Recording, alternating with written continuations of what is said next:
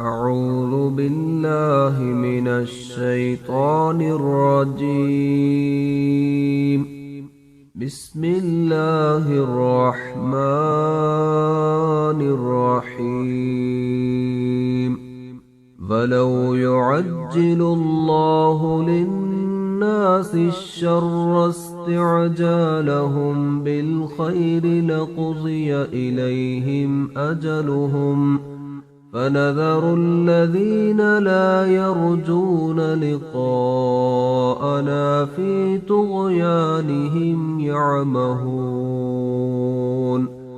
وإذا مس الإنسان الضر دعانا لجنبه أو قاعدا أو قائما، فلما كشفنا عنه ضره مر كأن لم يدعنا إلى ضر مسه. كذلك زين للمسرفين ما كانوا يعملون. ولقد أهلكنا القرون من قبلكم لما ظلموا وجاءتهم رسلهم بالبينات وما كانوا ليؤمنوا. كذلك نجزي القوم المجرمين. ثم جعلناكم خلائف في الأرض من بعدهم لننظر كيف تعملون. وإذا تتلى عليهم آياتنا بينات قال الذين لا يرجون لقاء نأت بقرآن غير هذا أو بدله.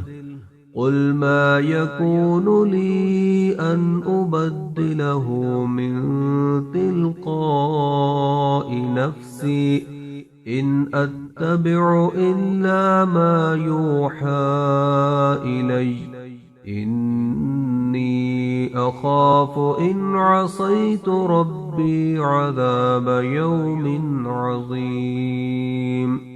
قل لو شاء الله ما تلوته عليكم ولا أدراكم به فقد لبثت فيكم عمرا من قبله، أفلا تعقلون. فمن أظلم ممن افترى على الله كذبا أو كذب بآياته، إنه لا يفلح المجرمون. ويعبدون من دون الله ما لا يضرهم ولا ينفعهم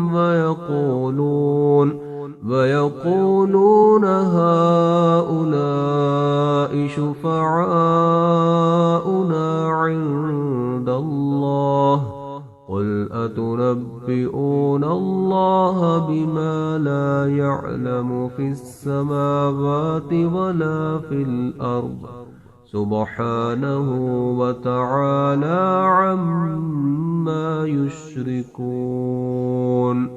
وما كان الناس إلا أمة واحدة فاختلفوا، ولولا كلمة سبقت من ربك لقضي بينهم فيما فيه يختلفون.